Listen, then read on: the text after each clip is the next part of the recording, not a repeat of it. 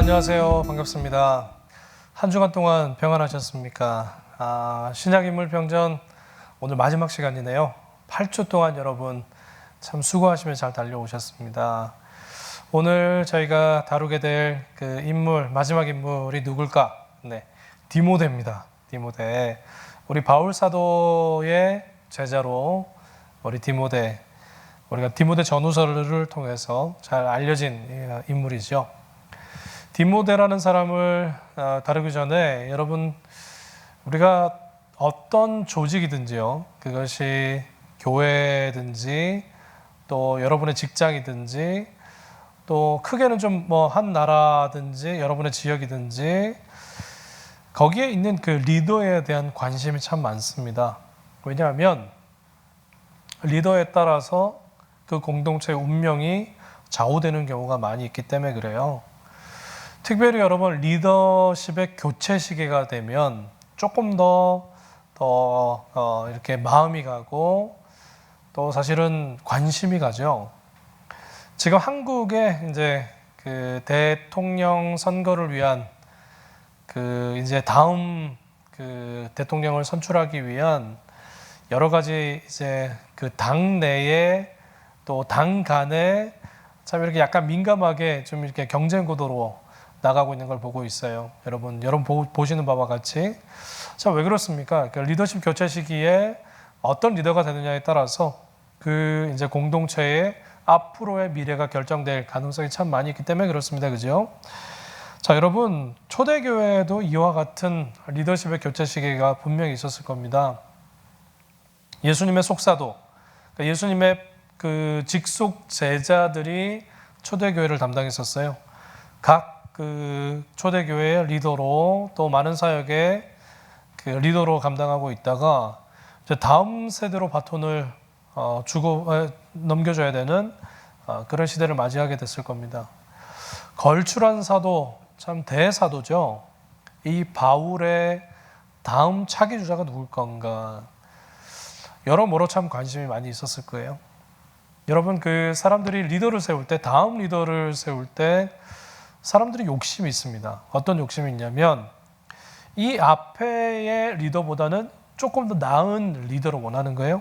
성품적으로, 능력면으로, 다각도로 공동체에 유익이 되고 도움이 되고 더 좋은 방향으로 이끌어줄 다음 세대의 리더를 원하기 때문에 인간적인 욕심이 있단 말이죠.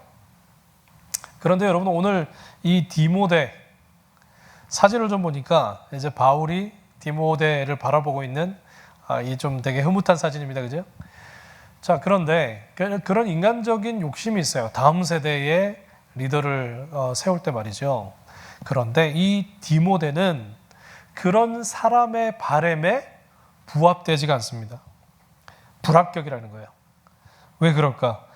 바울은 사실 어떻게 보면 흉내낼 수조차 없었던 그런 사도였죠. 엄청난 그 사역의 족적을 남겼고 초대교회를 비롯해서 지금까지의 교회 모든 교리를 정립했고 신학적으로, 그 다음에 복음에 관해서 엄청난 가르침과 수많은 사람들이 이해하기 쉬운 그런 가르침을 남겼던, 그것에 비하면 이 디모데는 그 족적을 따라갈 수 있을까?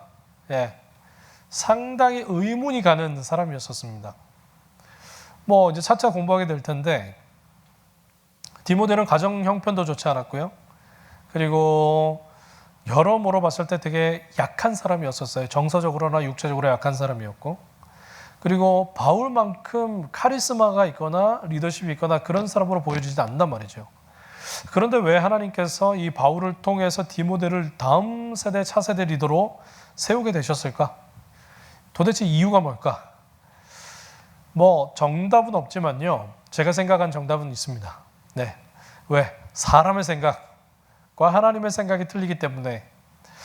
그렇죠. 사람이 바라보는 관점하고 하나님이 바라보는 관점이 틀리기 때문에 하나님의 결정이 저는 무조건 옳다고 생각해요. 자, 왜 그런지 우리가 이제 디모데를 살펴보면서 왜 다음 차세대 리더로 세워졌을까? 우리 한번 좀 살펴보면 좋을 것 같습니다. 자, 여러분, 그 디모데가 아까 제가 말씀드렸던 것처럼 그 약한 사람이라 그랬어요. 왜 이 사람이 리더로 세워져도 되는가 하는 사람이었단 말이지요. 그런데 여러분 그 역사적으로 또 성경에 보면 하나님께서 세우시는 사람은 어떤 사람들이죠? 약한 사람들이었었어요.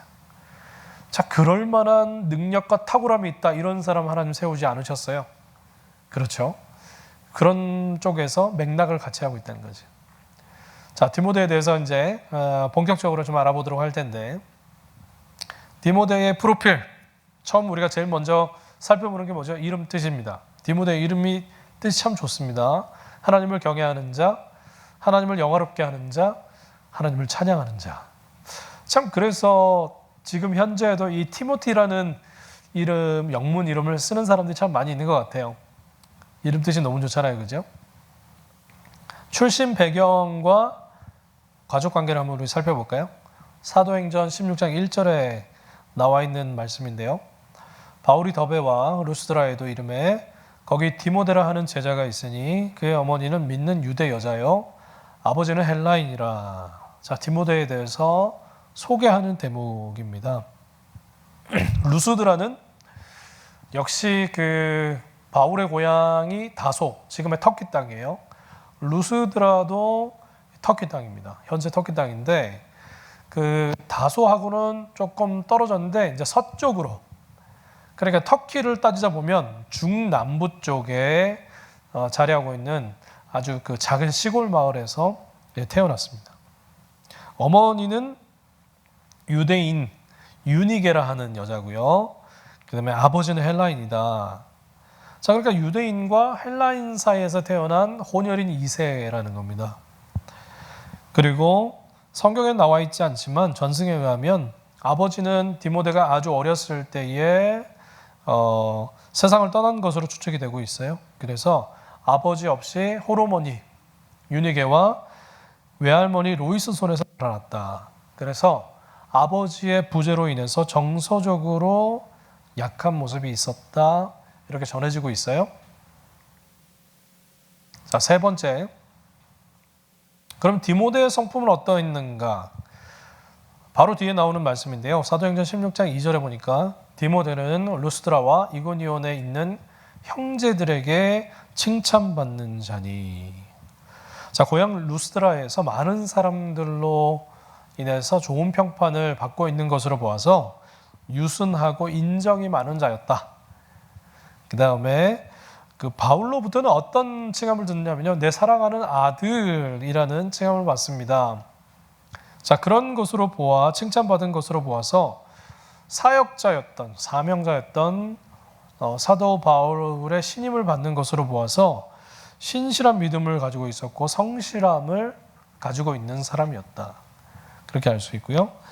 그 다음에 바울이 이제 디모데에 대해서 걱정하면서 신체적인 연약함에 대해서 언급한 부분이 있어요. 자, 그것으로 미뤄봐서 병약했어요. 매우 약했고 또 그리고 금욕적인 생활을 했던 디모데의 모습을 추측할 수가 있습니다.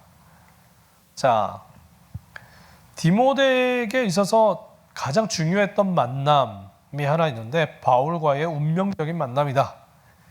운명적이라는 말을 제가 쓰고 싶지 않은데 하나님께서 예비하신 만남이죠. 중요한 만남이었습니다. 아까 읽었던 사도행전 16장 1절에 바울이 더베와 루스드라에도 이름에 거기 디모데라 하는 제자가 있으니, 하나님 만남을 통해서 하나님의 역사를 이루어 가세요. 지금 이 사도행전 16장 1절에 나와 있는 이 말씀은 두 번째 이제 그 루스드라를 방문할 때의 사도 바울의 지금 고백이지만 첫 번째 1차 전도 여행 때 바울이 이 루스드라에 복음을 증거하러 갔었어요. 바나바랑 함께 갔죠. 그래서 이 루스드라 지역에서 복음을 전하는데 발을 쓰지 못하는 사람이 있었어요. 그래서 그 사람을 안수하고 치유합니다. 자, 그러니까 사람들이 이제 그 루스드라에 있는 마을 사람들이 너무 놀란 거예요.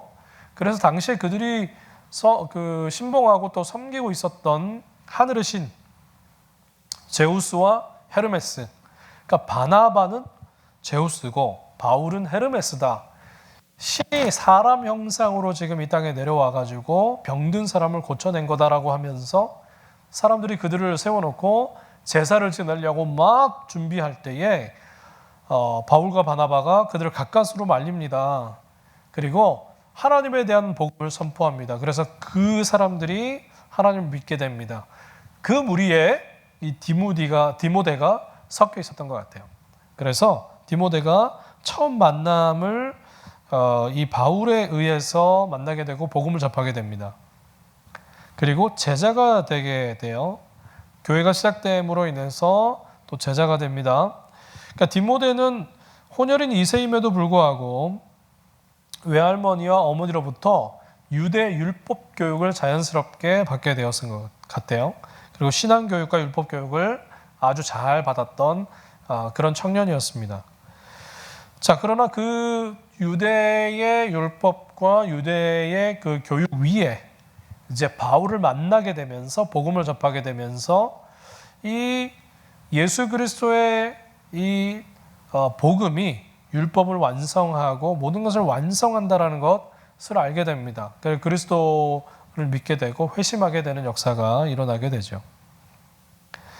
자, 디모데라 하는 제자가 이슨이라고 소개하는 것으로 보아 제자라고 표현합니다. 그냥 디모데가 복음을 듣고 끝난 것이 아니고요. 이 바울은 디모데를 사명자, 사역자, 그와 함께 복음을 증거하는 그 사명자로, 사역자로, 목회자로 키웠던 것 같아요. 젊은 디모데가 바울을 처음 만났을 때는 그 바울은 어땠을까요? 엄청난 사람이었을 겁니다. 그죠? 예수 그리스도의 그 이름으로 말미암아 병이 치유되고 귀신이 떠나가는 것을 보게 되면서 엄청 놀랐을 겁니다. 그러면서 이 디모데는 바울의 눈빛을 봤을 거예요. 사명을 향해서 이글이글 타오르는 그 눈빛을 봤을 것이고 예사롭게 생각하지 않았을 겁니다. 그러면서 디모데가 도전을 받았고 자기도 마치 약간 그 바울과 되게 비슷한 그 환경에서 자라났잖아요. 다른 지역에서 다소에서 태어난 2세. 그러니까 이중 문화에 익숙한 이 바울을 바라보면서 모델을 삼게 됐던 것 같아요. 그러면서 바울과 함께 이제 사역을 하고 목회를 하면서 초대교회에 바울과 같은 큰 족적을 남기게 되는 그런 디모데의 모습을 볼 수 있게 됩니다. 자, 지역교회를 맡았던 목회 초년생이었던 디모데는 처음에는 참 유약하고 어려운 점이 참 많이 있었지만 이제 2차 전도 여행 때 바울이 다시 루스드라를 찾아왔을 때는 이제 디모데는 성숙해졌고 주변에 있는 그 지역의 성도들로 하여금 칭찬을 받는, 존경을 받는 사람으로 변해 있게 됩니다. 자, 디모데는 그 바울이 기록한 13개의 편지 중에서 6개의 편지를 공동 저자로 함께 참여하게 됐고요. 그리고 서신서의 이름이 대부분 교회 이름이었잖아요. 그런데 디모데 전후서는 디모데의 이름이 직접 거론된 그 목회 서신을 특별히 받는 인물이었었어요. 그래서 총애를 받는 인물이었다라는 것을 알 수 있게 되고요. 그리고 바울은 디모데를 영적인 아들로 삼았고 젊지만은 누구보다도 신앙의 뿌리가 깊고 믿음직한 그를 전적으로 신임하게 됩니다. 그래서 여러 교회에 그를 메신저로 파송하게 되고 바울의 뜻에 의해서 여러 군데에서 목회를 감당하게 됩니다. 데살로니가에서, 고린도에서, 에베소에서 성도들을 케어하고 목회하는 그런 역할을 감당하게 되지요. 자, 그렇다고 한다면 이 디모데는 한계를 넘어서게 되는데 어떤 한계를 넘어섰는가? 가정의 한계를 넘어섰다. 편모 밑에서 자라났다고 제가 말씀드렸어요. 16장 1절에 그의 어머니를 믿는 유대 여자요 아버지는 헬라인이라 혼혈인 2세로 아버지는 일찍 돌아가셔서 편모 밑에서 자라나게 됐다. 자, 아버지가 없이 자라났다는 것은 아무래도 아버지의 상이 없기 때문에 정서적으로 또 균형 있게 자라는 데는 좀 한계가 있었던 말이 된다는 거예요.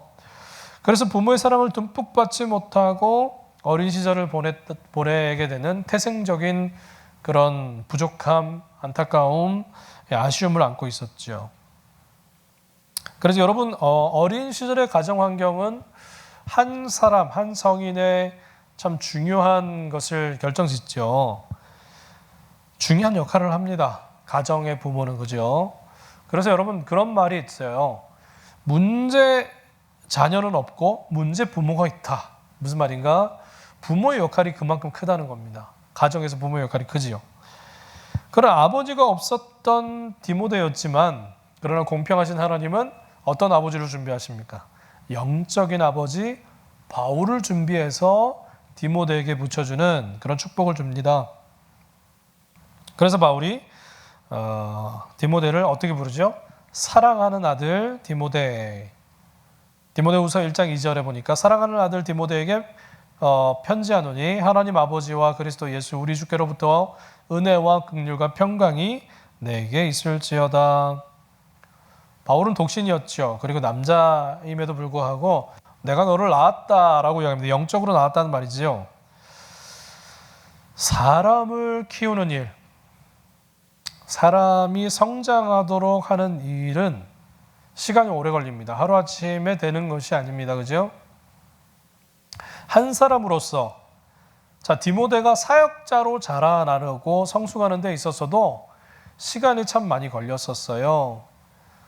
여러 가지 단계의 어려움을 통과해야 했고 자기의 가정의 한계도 극복해야 했고 관계의 어려움과 한계도 극복해야 했고 여러 가지 자기 앞에 당하는 여러 가지 일들을 통해서 배우고 깨닫고 깨지고 성숙함을 경험하게 되는 디모데도 바로 그러한 시간을 겪게 됩니다. 그러면서 동시에 말씀에 순종하고 실천하는 법을 배우게 된 거죠. 자기 한계를 넘어가게 됐다는 겁니다. 가정의 한계. 특별히 자기 자신에게는 사실 이제 홀어머니 그 윤희계 밑에서 이제 가정교육을 받게 됐고 할머니가 돌아가시기 전까지 우리 로이스로부터 그 가정교육, 유대교육을 성경에 대한 교육을 잘 받았던 것 같아요. 저는 디모데와 참 요즘 시대에 닮은 사람이 있습니다. 버락 오바마 전 대통령이죠. 전 대통령이죠. 자, 그 버락 오바마도 사실은 외할머니 손에서 자랐어요. 아버지가 그 아프리칸 아메리칸이고 어머니가 이제 아버지가 흑인이었고요. 어머니가 이제 백인이었는데 그 중간에서 자라서 혼혈이었었어요. 그래서 정체성의 혼란이 이 오바마에게 있었던 것 같아요. 그런데 이 두 부모님이 일찍 오바마가 어렸을 때 세상을 떠나게 됩니다. 그래서 외할머니 손에서 자라나게 됩니다. 근데 외할머니 손에서 이제 자라나게 되면서 정체성의 혼란이 오게 되는데 그때 이 외할머니가 오바마에게 너의 그 정체성은 피부 색깔에 있는 것이 아니다. 미국인으로서의 뿌리와 자긍심을 어려서부터 심겨주는 역할을 이 외할머니가 감당하게 됐고요. 그리고 최선의 교육을 시키기 위해서 사립학교를 보내게 됩니다. 아주 비싼 학교에 보내게 돼요. 그래서 외할머니가 직접 학비를 벌기 위해서 대학교나 여러 공공기관에서 청소와 허드렛 일을 맡아서 하는 그러한 일을 감당하게 되면서 외할머니가 이 오바마를 잘 키웁니다. 그죠? 손주를 잘 양육하고 키워요. 그렇게 잘 자란 버락 오바마가 이제 대통령 당선되기 이틀 전에 이 외할머니가 세상을 떠나게 되죠. 자, 디모데나 오바마는 외할머니의 복을 받은 사람들이었습니다. 자, 어려운 가정의 현실과 한계를 넘어서 디모데는 하나님의 사람으로 균형 잡힌 사람으로 자라났고요. 그리고 바울을 만남으로 인해서 예수님을 경험하고 회심하고 하나님 나라의 일꾼으로 온전하게 사용받게 되는 가정의 한계를 온전하게 뛰어넘는 디모데의 모습을 볼 수가 있게 되는 거죠. 자, 네 번째로 약한 자를 강하게 사용하시다. 디모데를 보면 생각할 수 있는 것, 약한 자를 강하게 바꾸시는 하나님. 디모데전서 5장 23절에 보니까 이제부터는 물만 마시지 말고 내 위장과 자주 나는 병을 위하여 포도주를 조금씩 쓰라. 디모데의 리더십의 특징, 약함입니다. 약함. 디모데는 엄청난 카리스마를 발했던 그 스승 바울과는 완전 다른 모습이었었어요. 병약하고 심약한 사람. 그래서 디모데의 별명은 걸어다니는 종합병원, 늘 병이 따라다녔습니다. 소소하게 아프고 약하고 그랬던 것 같아요. 위장병이 있었던 것 같아요. 위장병이 있었다는 말은 비위가 약하다는 말입니다. 잘 먹지 못하고 비위가 약하다는 말은 되게 예민하다는 거죠. 또 전승에 의하면은 결벽증이 있었던 것 같아요. 모든 어떤 정신병의 시작은 이 결벽증이거든요. 그러다 보니까 이 디모데는 여러 면으로 봤을 때 예민하고 피키한, 그렇죠? 예, 그런 모습이 있었던 것 같아요. 그래서 디모데를 보면서 바울은 마음이 아팠던 것 같아요. 그래서 그에게 쓰는 서신서에 디모데에 대한 그 짠한 마음이 잘 표현되고 있습니다. 그 중에 하나가 디모데후서 1장 7절. 하나님이 우리에게 주신 것은 두려워하는 마음이 아니요 오직 능력과 사랑과 절제하는 마음이니. 연약하다 보니까 걱정이 많고 잠도 잘 이루지 못하고 위장병이 있고 이러다 보니까 자그마한 일에도 두려워하는 마음이 있었던 것 같아요. 그래서 바울은 그에게 진심으로 기도하면서 주는 마음이 이 마음인 거죠. 두려워하는 마음이 아니다. 하나님이 주신 것은 두려워하는 마음이 아니고 능력과 사랑과 절제하는 마음을 주신다. 염려하지 말라는 겁니다. 너가 비록 약하고 너 앞에 당하는 여러 가지 일들을 넘지 못하는 생각, 잠을 이루지 못하고 어려울지라도 두려워하지 말아라. 하나님을 의지해라. 그런 말을 지금 전하고 있는 거죠. 또 하나의 말씀을 보면 디모데전서 4장 14절에 디모데후서 4장 14절에 내 속에 있는 은사 곧 장로회에서 안수받을 때에 예언을 통하여 받은 것을 가볍게 여기지 말며. 약하고 두려움에 빠진 디모데를 믿음의 종들이 안수해서 목회자로 세웠다는 겁니다. 안수했다는 것, 인정했다는 겁니다. 너가 약할지라도 괜찮다. 모든 리더십, 성령 충만한, 하나님과 충만하게 교통하는 리더십들이 하나님의 마음을 따라서 순종함으로 너에게 안수하지 않았느냐. 그래서 약한 그대로 쓰시는 것이 아니고 너를 어떻게 해요? 강하게 안수했을 때 주시는 능력과 성령 충만함을 통해서 너에게 능력을 줘서 너를 사용하실 것이다. 여러분, 목회를 감당하고 있는 디모데에게 쓴 목회 서신이 디모데 전후서잖아요. 그렇죠. 목회자로서. 여러분, 이 정장은 신사의 품격을 만들어주잖아요. 근데 자리는 그 사람을 만듭니다. 그죠? 마찬가지 디모데에게도 주어진 이 자리, 목회의 자리가 디모데를 목회자로 쓰시기에 필요한 그런 능력과 은사를 주실 것이다. 또 하나의 말씀을 보면 디모데후서 1장 6절에 그러므로 내가 나의 안수함으로 내 속에 있는 하나님의 은사를 다시 부릴 듯하게 하기 위하여 너로 생각하게 하노니. 격려의 말을 아끼지 않아요. 계속해서 이 디모데에게 격려의 말을 아끼지 않습니다. 목회자로 쓰시기 위해서 은사와 건강과 사명과 모든 필요한 것을 준비했기 때문에 걱정하지 말라는 얘기입니다.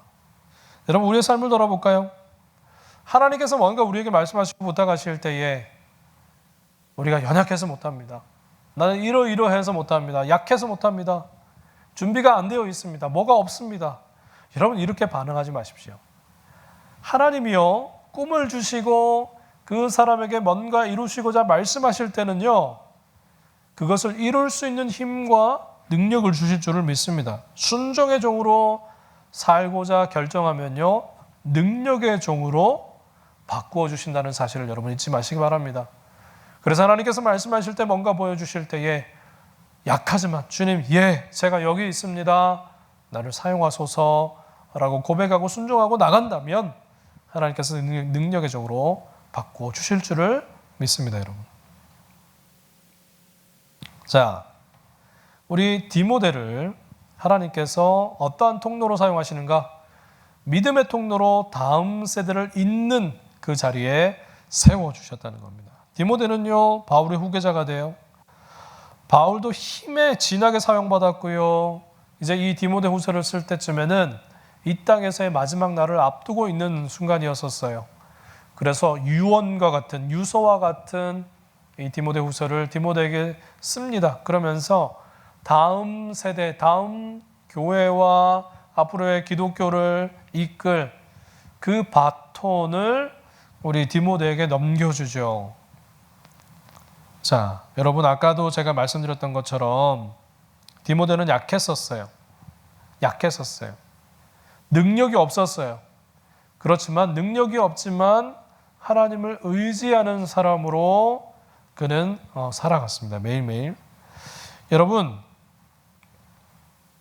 바울이 디모데에게 편지를 쓸 때가 여러 가지 영적으로 혼란할 때였었습니다. 이제 막 초대교회가 세워지고 막 거짓 선지자들이 교회를 공격하고 참 어찌 보면은 그 암담하고 참 답답한 또 그런 시절도 분명히 있었을 거예요.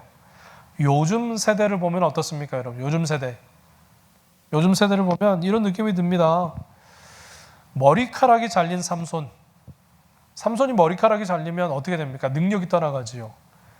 요즘 이 시대가 그런 시대가 아닌가라는 생각이 듭니다. 하나님의 능력을 잃어버린 시대.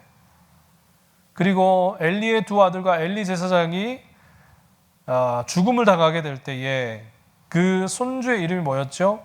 이가봇. 하나님의 영광이 떠나더라.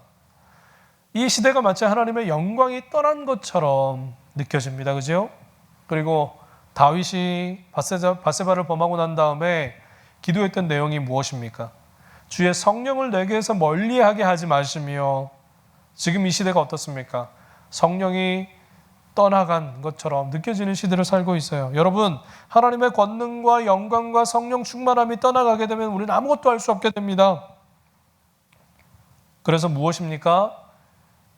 우리 세대에 하나님의 영광과 능력과 성령 충만을 체험했다면 다음 세대에 그것이 전수되어져야 된다고 저는 믿습니다, 여러분. 우리 때에 그것이 끊어지게 되면 다음 세대는 어떻게 돼요? 하나님 붙들 만한 것이 없는 거예요.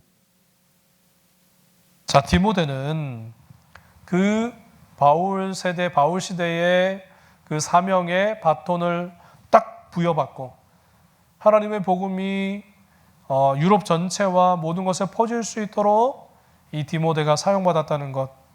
자, 능력이 없지만 하나님을 의지함으로 그것을 감당하게 됐다는 겁니다, 여러분.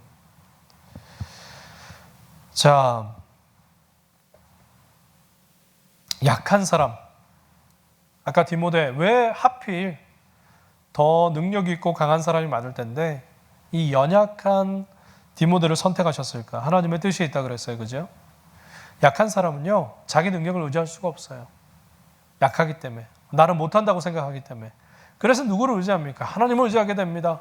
하나님이 하십시오. 하나님이 하실 수 있습니다. 라고 겸손하게 반응하는 사람을 하나님이 택하신다는 거죠.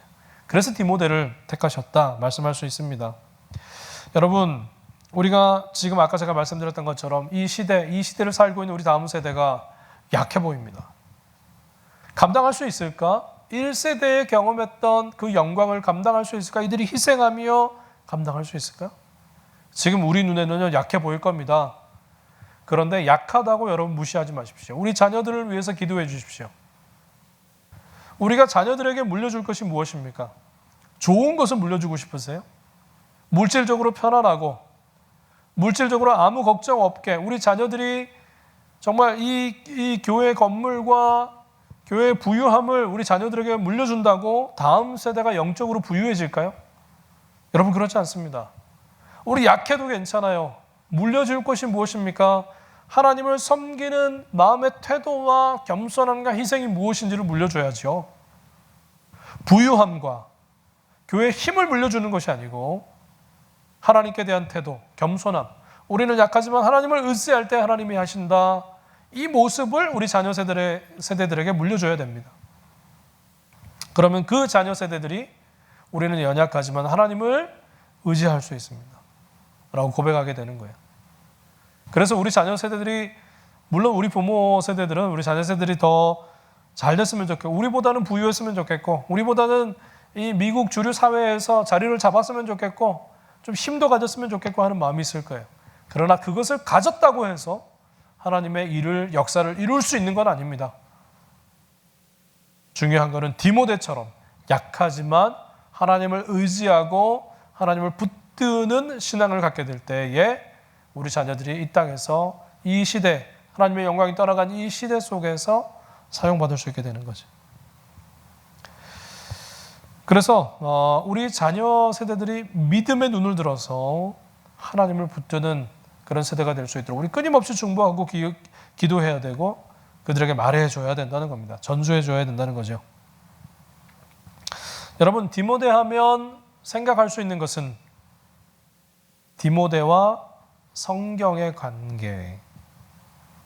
자, 디모데후서 3장 15절에 바울이 디모데에 대해서 이렇게 평가를 합니다. 또 어려서부터 성경을 알았나니 성경은 능히 너로 하여금 그리스도 예수 안에 있는 믿음으로 말미암아 구원에 이르는 지혜가 있게 하느니라. 디모데가 어려서부터 성경을 알았다 그랬어요. 어머니와 외조부 로이스에게서부터 성경을 아주 잘 배웠어요. 여러분, 그때 이 디모데후서를 쓸 때에 교회적으로 어려움이 있었어요. 어떤 어려움이 있었는가? 여러분, 우리가 병이 걸리면 누가 필요할까요? 병이 걸리면 무엇이 필요하죠? 좋은 의사와 좋은 약이 필요합니다. 그죠? 자, 그때도 사실은 이런 바이러스, 교회라는 공동체를 어렵게 만드는 거짓 가르침이라는 바이러스가 돌고 있을 때였었어요. 그때 가장 필요한 게 무엇일까요? 좋은 약입니다. 좋은 약은 성경으로 말미암는 변하지 않는 진리로부터 오는 확실한 근거가 필요했을 겁니다. 진짜 복음이죠. 그래서 바울은 젊은 디모데에게 직접 복음을 가르쳤고요. 복음으로 사는 것이 무엇인지, 그리고 어떻게 실천하며 살아가야 하는지를 직접 보여준 그런 장본인이었습니다. 그래서 교리를 가르쳐주고 실천하는 것을 보여줬어요.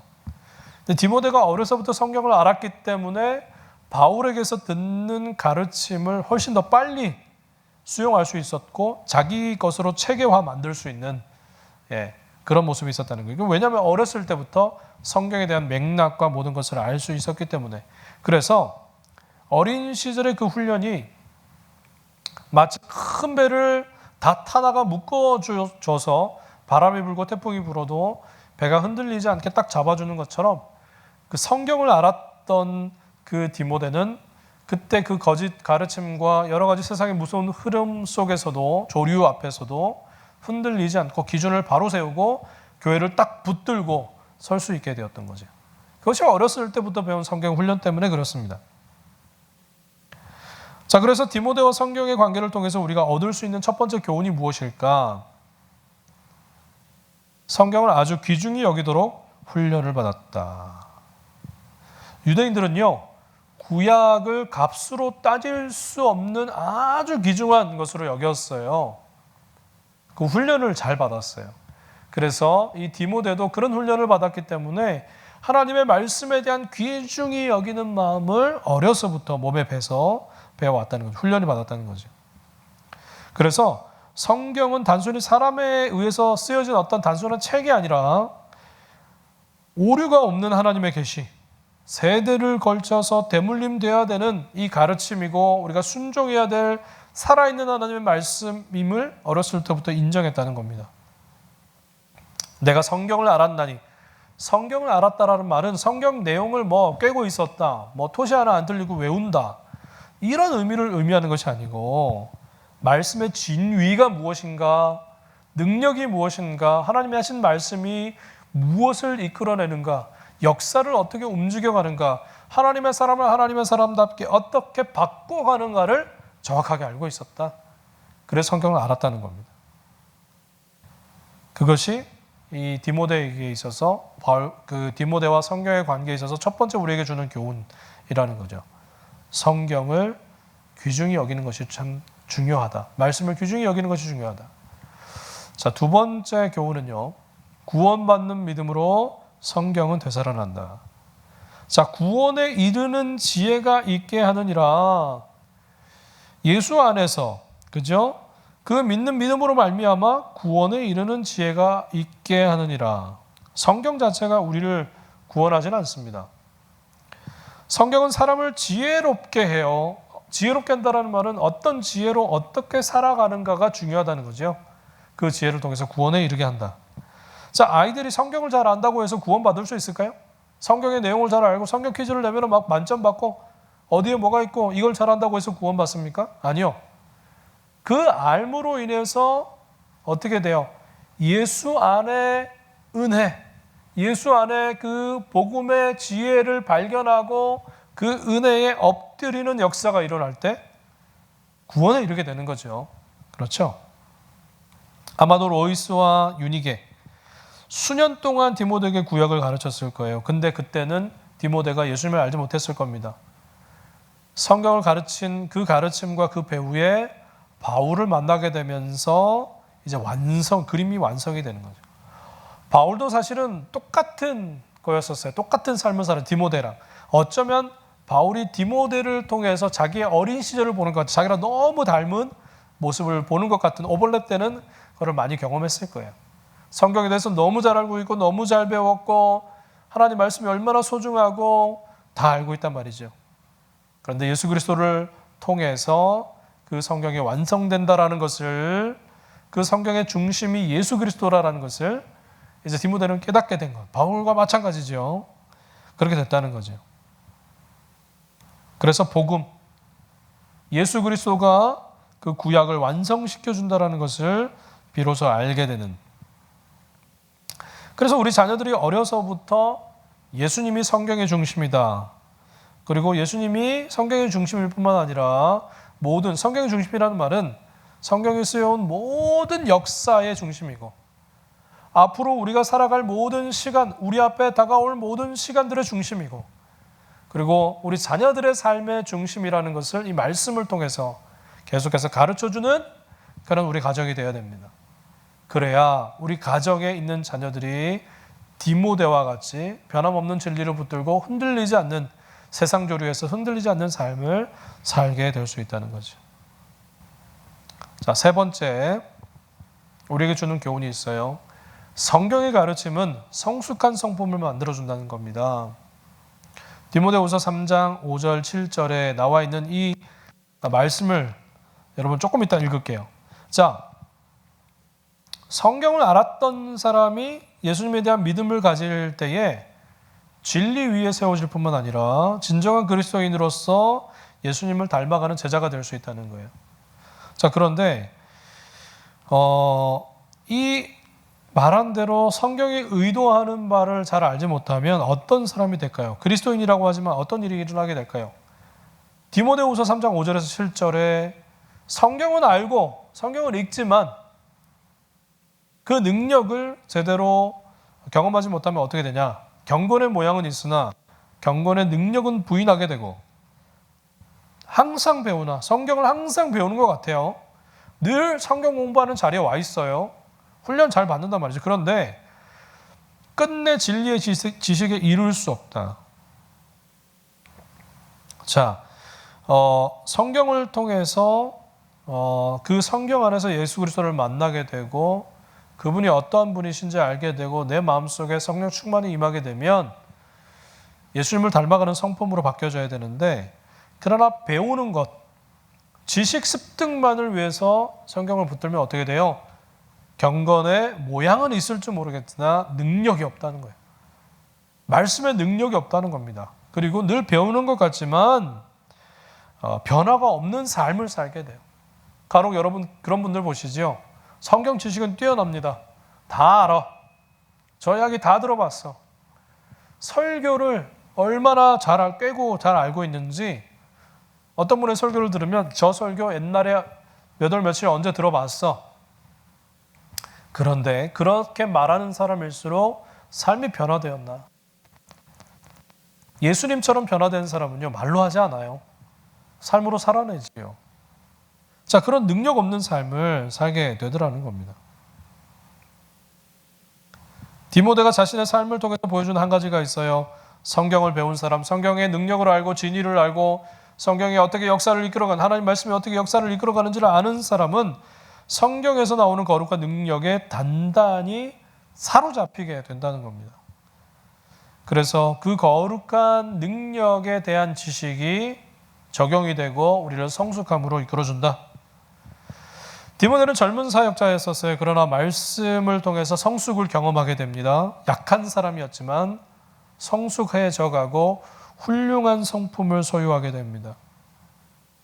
그래서 성숙해지고 변화되는 모습을 통해서 바울의 후계자가 돼요.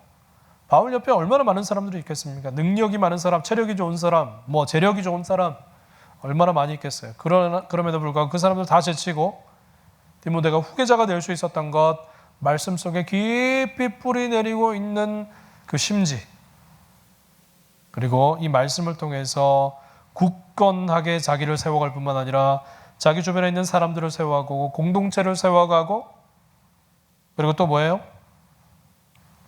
정말 이 훌륭한 성품의 소유자가 되어진 것. 그래서 바울의 벗이 될 수 있었고 동역자가 될 수 있었고 후계자가 될 수 있었던 거지. 여러분, 이처럼 말씀 학교에서 자라나는 사람이 하나님의 벗이 될 수 있습니다. 하나님의 벗이 될 수가 있고 하나님의 사역자가 될 수 있는 거지요. 자, 오랫동안 핍박을 받아온 바울이에요. 복음을 전하면서 핍박을 받고 공격을 받았던 이 바울이 이제 이 땅에서 얼마 남지 않은 시간을 남겨두고 디모데를 바라봤을 때 얼마나 흐뭇했을까요? 자기가 목숨을 잃고 이 세상을 떠나가도 후계자 디모데가 있다. 성숙해지고 변화된 말씀을 통해서 새롭게 된 강해진 디모데를 바라보면서 흐뭇해 했던 거죠. 여러분, 디모데의 삶을 통해서 우리에게 주는 메시지가 참 많이 있습니다. 다음 세대는 어떻게 되는 것인가? 다음 세대는 무엇이 필요한가를 우리는 배우게 되는 거지. 여러분, 짧은 시간 디모데에 대해서 살펴봤는데요. 저는 그렇게 생각합니다.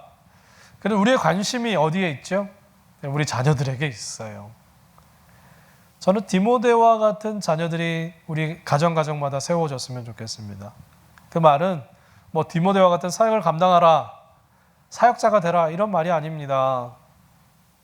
하나님 말씀에 붙들린 바 되어지고 약하지만 예수님 때문에 강한 삶을 살 수 있게 되고, 그리고 말씀을 알고 말씀을 적용하고 성숙한 사람, 제자로 변화되어서 다음 세대를 영적으로 리드하는 일에 온전하게 쓰임받았던 이 디모데.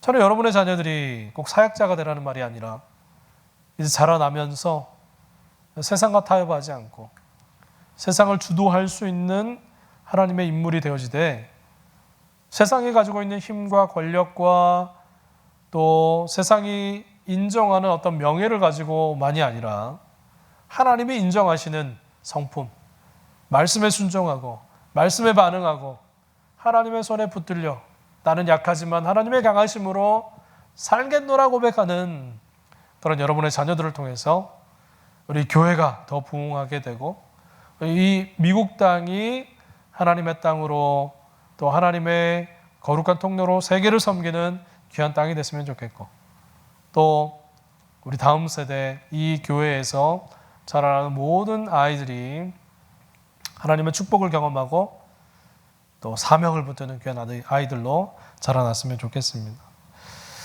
여러분, 8주 동안 수고 많으셨습니다. 수고 많으셨고, 다음에 또 기회가 된다면 또 우리 성경에 있는 여러 인물들을 또 나누게 됐으면 좋겠습니다.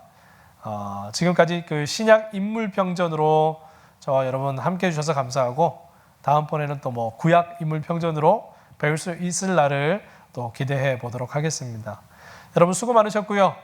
한 주간 평안하시길 바라고, 또 여러분 삶의 자리에서 하나님의 역사를 만들어가는 하나님께 선택된 하나님의 백성들 될 수 있기를 주님의 이름으로 축복하며 축원드립니다. 감사합니다. 여러분 수고하셨습니다.